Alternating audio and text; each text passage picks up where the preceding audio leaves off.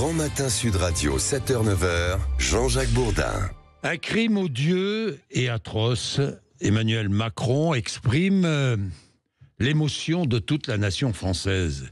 Il s'agit évidemment du meurtre de Philippine, étudiante de Paris-Dauphine, dont les obsèques auront lieu aujourd'hui à Versailles, dans la cathédrale. Il y aura beaucoup de monde, hein. On attend jusqu'à 1500 personnes. Ça va commencer, je crois, vers 13h. Ça va durer plus de 2 heures aujourd'hui.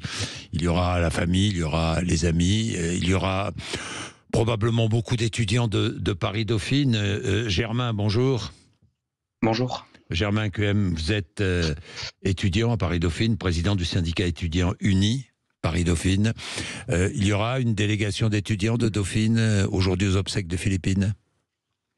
Alors oui, il y a certains d'entre nous qui iront individuellement, mais oui, on sera.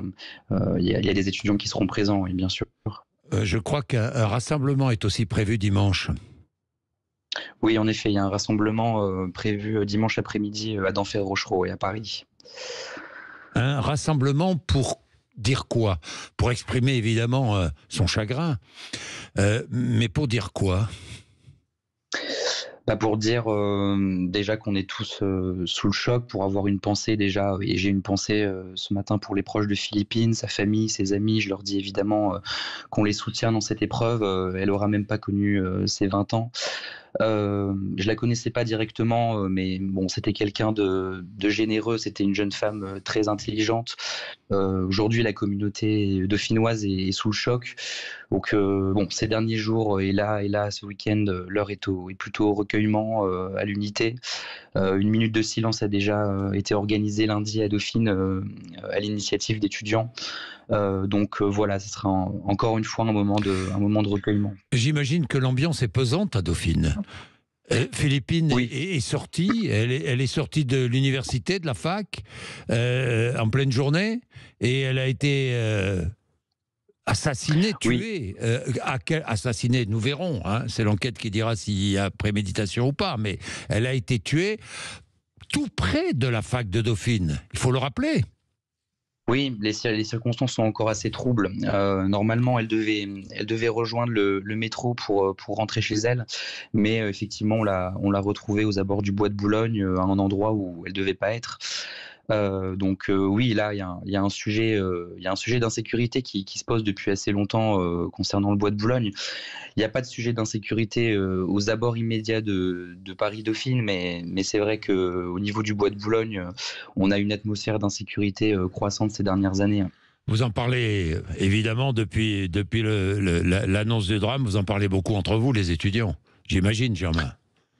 Oui, il y a quand même, dans la communauté étudiante à Dauphine, là, il y a un sentiment d'incompréhension, de peur quand même, hein. C'est un drame, c'est un acte barbare qui n'a jamais été commis là dans l'histoire de l'université.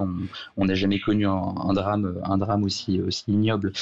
Donc oui, les étudiants sont encore sous le choc. Ouais. Germain, est-ce le moment du recueillement plutôt que le moment de la récupération politique?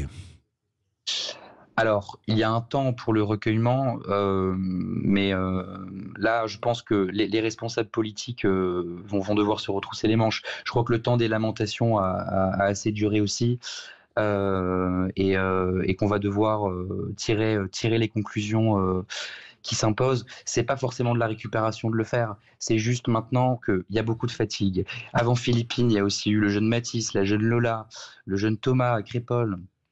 Donc que ce soit à Dauphine ou dans toute la France, il y a beaucoup de fatigue, de résignation, il y a besoin de solutions maintenant. Merci Germain. Merci d'avoir été avec nous ce matin sur l'antenne de Sud Radio. Ça vous fait réagir, 0826 300 300, vous voulez rendre hommage à Philippine, c'était notre façon de rendre hommage. Nous associons évidemment à la douleur de la famille qui est extrêmement digne, hein, la famille de Philippine. Vous réagissez, 0826 300 300, il est 7h18.